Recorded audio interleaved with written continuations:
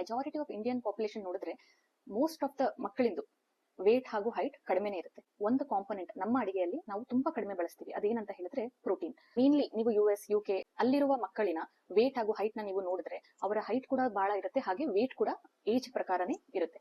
ಏನಕ್ಕಂತ ಹೇಳಿದ್ರೆ ಅವರ ಅಡಿಗೆಗಳಲ್ಲಿ ಪ್ರೋಟೀನ್ಗೆ ಅವರು ಬಹಳ ಇಂಪಾರ್ಟೆನ್ಸ್ ನ ಕೊಡ್ತಾರೆ.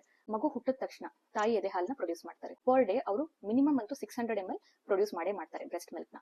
100 ml ಅಲ್ಲಿ 1 ಗ್ರಾಮ್ ಪ್ರೋಟೀನ್ ಇರುತ್ತೆ ಅಂತ ಅನ್ಕೊಂಡ್ರೆ 600 ml ಗೆ 6 ಗ್ರಾಮ್ ಪ್ರೋಟೀನ್ ತಾಯಿ ಎದೆ ಹಾಲಲ್ಲಿ ಪ್ರೊಡ್ಯೂಸ್ ಮಾಡ್ತಾ ಇರ್ತಾರೆ. ಸೊ ಅದು ಮಗುವಿನ ಬೆಳವಣಿಗೆಗೆ ಹೆಲ್ಪ್ ಆಗ್ತಿರುತ್ತೆ ಇಲ್ಲಿ ಈ ಪ್ರೋಟೀನ್ ಅಂಶಕ್ಕೆ.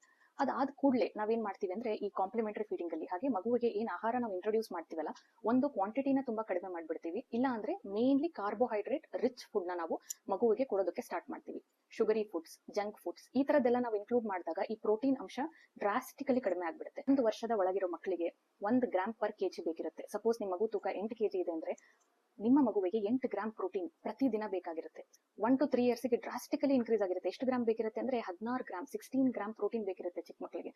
ನಾವು ಹಾರ್ಡ್ಲಿ ಸ್ಟಡಿ ಮಾಡಿ ನೋಡಿದಾಗ 2 to 3 ಗ್ರಾಮ್ಸ್ ಅಷ್ಟೇ ನಾವು ಮಕ್ಕಳಿಗೆ ಕೊಟ್ರೆ ಅವ್ರದ್ದು ಮಾಂಸಖಂಡ ಬೆಳೆಯೋದಿಲ್ಲ. ಅದರಿಂದ ಮೇನ್ಲಿ ಹೈಟ್ ಎಫೆಕ್ಟ್ ಆಗ್ತದೆ. ಒಂದು ಮೀಲ್ ನ ನೀವು ಪ್ರಿಪೇರ್ ಮಾಡಿದೀರಾ ನಿಮ್ಮ ಮಗುವಿಗೆ ಅಂತ ಹೇಳಿದ್ರೆ ಅದರಲ್ಲಿ ಎಷ್ಟು ಪ್ರೋಟೀನ್ ಇದೆ ಅನ್ನೋದು ನಿಮಗೆ ಗೊತ್ತಿರಬೇಕಾಗುತ್ತೆ. ಇನಿಷಿಯಲ್ ಫೇಸ್ ಆಫ್ ಚೈಲ್ಡ್ಹುಡ್ ಏನಿರುತ್ತಲ್ಲ ಅದರಲ್ಲೇ ನಾವು ಮಕ್ಕಳಿಗೆ ಪ್ರೋಟೀನ್ ಅಂಶ ಕಡಿಮೆ ಮಾಡ್ಬಿಟ್ರೆ ಅದಾದ್ಮೇಲೆ ನೀವು ಹೈಟ್ ವೇಟ್ ನ ಇನ್ಕ್ರೀಸ್ ಮಾಡೋದು ತುಂಬಾನೇ ಕಷ್ಟ ಆಗುತ್ತೆ.